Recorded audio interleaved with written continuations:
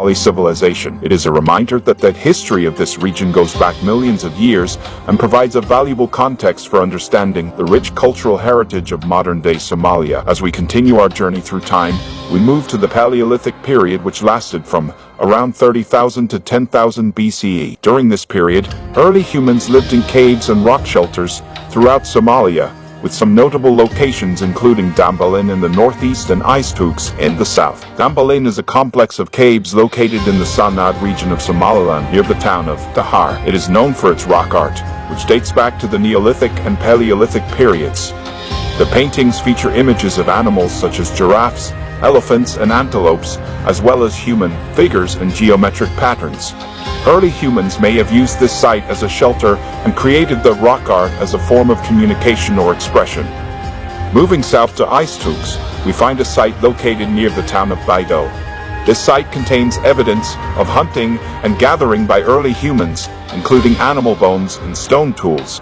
Researchers have found evidence of large mammals such as elephants, rhinoceroses, and hippos, as well as smaller game like gazelles and antelopes. This suggests that early humans in the area were able to exploit a diverse range of resources for their survival. Numerous archaeological studies support the claim that early humans lived in caves and rock shelters throughout Somalia during the Paleolithic period. A 2002 study published in the African Archaeological Review describes the discovery of rock shelters in the northeastern part of Somalia that contained evidence of human occupation during the Middle Stone Age. Another study, published in the Journal of Human Evolution in 2013, analyzed stone tools and animal bones found at the site of Istoks and concluded that early humans in Somalia were using a range of resources for their subsistence. Additionally, the rock art at Dambalin has been documented by several studies, including a paper published in the journal Antiquity in 2008. Around 5000 BCE, the Neolithic period began in Somalia. This period is characterized by the shift from hunting and gathering to agriculture and animal domestication, which allowed for the development of settled communities.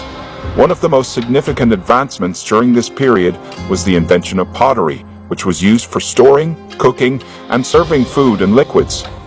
Pottery was a major technological advancement during the Neolithic period in Somalia, and it represented a significant shift in human behavior and lifestyle. According to archaeological evidence, pottery making appeared in Somalia around 5000 BCE, making it one of the earliest known examples of pottery making in Africa. The first pottery objects were simple and functional, often decorated with incised or stamped designs. The discovery of pottery in Somalia indicates that early humans had developed a complex understanding of material science, as they were able to manipulate clay into durable and useful objects. This technological advancement also allowed for the storage and preservation of food, which in turn led to the development of settled communities and the rise of agriculture. A study published in the Journal of African Archaeology in 2011 describes pottery fragments found in various locations throughout Somalia, dating back to the Neolithic period. As we move forward in time, we see the development of one of the most important cities in ancient Somalia. Around 1500 BCE, the city of Serapion was founded on the northern coast, near modern-day Berbera. This city was a hub of trade and commerce, and played an important role in the exchange of goods with other civilizations. The city's location on the coast allowed for easy transportation of goods by sea, making it an ideal location for trade, according to a study published in the Journal of African Archaeology in 2012. Artifacts found at the site of Serapion include pottery, glass, and metal objects that likely originated from Egypt and other parts of the Mediterranean. This suggests that Serapion was a crucial player in long-distance trade, exchanging goods with other civilizations and further increasing its own wealth and power. Serapion's significance as a center of trade and commerce is also reflected in its impressive fortifications.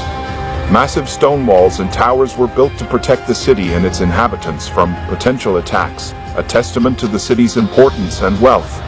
The people inhabiting Serapion likely spoke a language related to the Cushitic languages still spoken in Somalia today, as per archaeological evidence.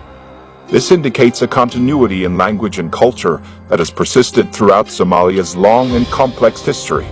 Overall, The period of 1500 BCE in ancient Somalia represented a significant moment in its history, with the establishment of Serapion marking a crucial development in the rise of trade and commerce in the region. Today, the legacy of Serapion and the ancient civilizations it traded with can still be felt in Somalia's cultural and linguistic traditions. Our journey through the ancient history of Africa takes us now to around 1000 BCE, when the Kingdom of Kush expanded into southern Somalia, bringing new technologies and ways of life to the region. The influence of the Kushites can still be seen in ancient sites such as the town of Kayapa, which was a significant center of trade and commerce during the ancient period. The town of Kayapa, which provides evidence of the Kingdom of Kush's influence on ancient Somalia, features large stone buildings, including a palace, and defensive walls that suggest a degree of political and military sophistication. Archaeological excavations at Kayapa have also revealed evidence of trade and commerce with other regions, including Egypt and the Arabian Peninsula. Excavations at Kayapa have revealed artifacts that are consistent with Kushite culture and technology, such as iron tools and pottery decorated with Kushite-style designs. The introduction of iron technology by the Kingdom of Kush during their expansion into Somalia was a significant development, enabling the creation of new tools and weapons. This, along with the establishment of permanent settlements, led to the development of more complex societies and the rise of urban centers. As we continue our journey through ancient Somalia around 600 BCE, we come across the Kingdom of Sheba, also known as the Sabaean Kingdom. This was a powerful and wealthy state that existed in the southern Arabian Peninsula from around the 10th century BCE to the 3rd century CE.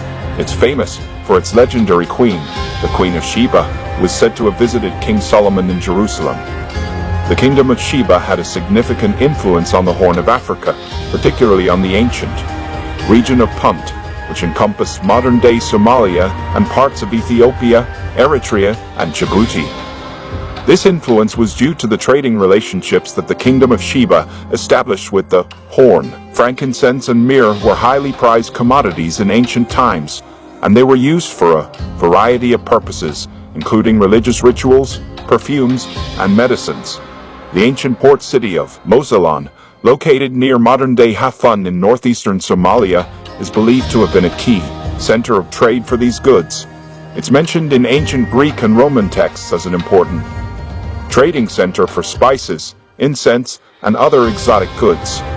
The Greek historian Diodorus Siculus wrote about the trade between the Kingdom of Sheba and the Horn of Africa in the 1st century BCE. And the Roman writer Pliny the Elder also mentioned Mozalan as a center of trade for frankincense and myrrh. The archaeological site of Hafun, located near Mozalan, has revealed evidence of ancient trade networks and cultural exchange, including the presence of South Arabian pottery and inscriptions dating back to the 7th century BCE. And with that, we conclude this episode. Thank you for joining me in this episode as we explored the ancient history of Somalia. We covered a lot of ground, from the geography and climate of Somalia to the earliest human settlements in the Las Gil caves, and the fascinating Paleolithic period with its rock art and evidence of hunting and gathering by early humans. It's amazing to think that human activity in Somalia goes back millions of years. In our next episode, we'll be delving deeper into the Kingdom of Punt, a civilization that rose to prominence around 300 BCE and was known for its trade in valuable goods like frankincense and myrrh. We'll be uncovering the stories and insights that make this period of Somali history so unique, and exploring its role in the ancient world. So, don't forget to tune in to our next episode as we continue our journey through time and explore the rich and complex history of Somalia. Thank you for listening.